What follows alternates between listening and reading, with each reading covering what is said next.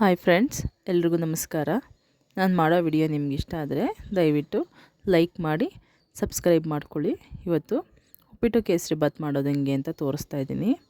ಒಂದು ಬಾಣಲಿಗೆ 1 ಕಪ್ ರವೆ ಹಾಕ್ಕೊಂಡು ಘಮ ಬರೋವರೆಗೂ ಹುರ್ಕೋಬೇಕು.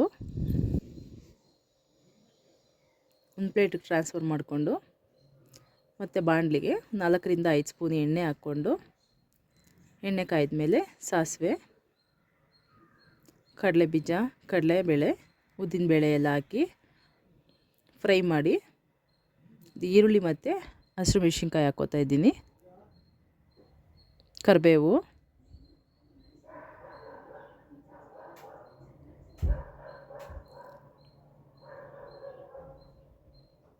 ಫ್ರೈ ಆದಮೇಲೆ 2 ಕಪ್ ಅಷ್ಟು ನೀರು ಹಾಕಿ ಉಪ್ಪು ಹಾಕಿ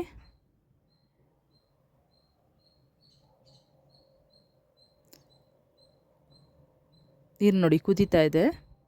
ಇವಾಗ ರವೆ ಹಾಕ್ಕೋಬೇಕು.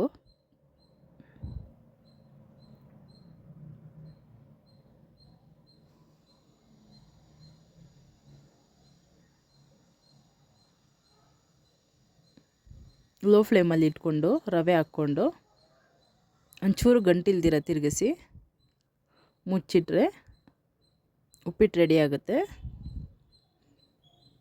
ಕೊತ್ತಂಬರಿ ಸೊಪ್ಪು ಹಾಕಿ ಸ್ವಲ್ಪ ನಿಂಬೆಹಣ್ಣು ರಸ ಹಿಂಡಿದ್ದೀನಿ.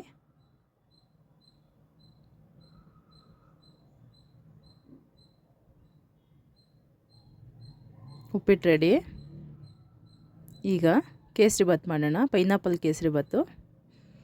ಮೊದಲಿಗೆ ಒಂದು ತವಾಗೆ 1 ಕಪ್ ರವೆ ಹಾಕ್ಕೊಂಡು ಚೆನ್ನಾಗಿ ಹುರ್ಕೊಂಡಿದ್ದೀನಿ. ಪೈನಾಪಲ್ ಸಣ್ಣಗೆ ಕಟ್ ಮಾಡಿಕೊಂಡು ಸ್ವಲ್ಪ ರುಬ್ಕೊಬರೋಣ. ಒಂದು ತವಾಗೆ ತುಪ್ಪ ಹಾಕಿ ಗೋಡಂಬಿ ಮತ್ತು ದ್ರಾಕ್ಷಿ 2 ಹುರ್ಕೋಬೇಕು. ನೋಡಿ, ದ್ರಾಕ್ಷಿ ದಪ್ಪ ಆಗಿದೆ. ಈಗ ಅದಕ್ಕೆ ಪೈನಾಪಲ್ ಪೇಸ್ಟ್ ಹಾಕ್ಕೊಳ್ಳೋಣ.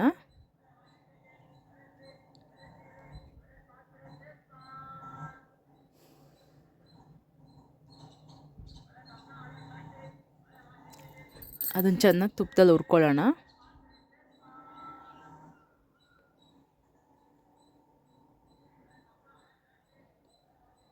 ಎರಡು ಕಪ್ ನೀರು ಹಾಕಿ ಫುಡ್ ಕಲರು ಬೇಡ ಅಂದವ್ರು ಸ್ಕಿಪ್ ಮಾಡ್ಬೋದು. ನೋಡಿ, ನಿಧಾನಕ್ಕೆ ರವೆ ಬಿಟ್ಟು ತಿರುಗಿಸ್ತಾ ಇರಬೇಕು. ನೋಡಿ, ಪ್ಲೇಟ್ ಮುಚ್ಚಿಟ್ರೆ ನೀಟಾಗಿ ಹರಡ್ಕೊಳ್ಳುತ್ತೆ. ಈಗ 1 ಕಪ್ ರವೆ ಸಕ್ಕರೆ ಹಾಕಿದ್ದೀನಿ. 1 ಕಪ್ ರವೆಗೆ 1 ಕಪ್ ಸಕ್ಕರೆ, ಅದಕ್ಕೆ ಏಲಕ್ಕಿ ಪೌಡ್ರು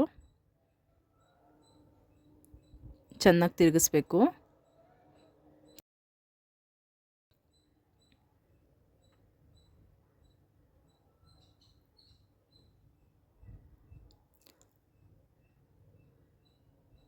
ಎರಡು ಸ್ಪೂನ್ ತುಪ್ಪ ಹಾಕಿದ್ದೀನಿ. ನೋಡಿ, ಕೇಸರಿ ಬಾತ್ ರೆಡಿ.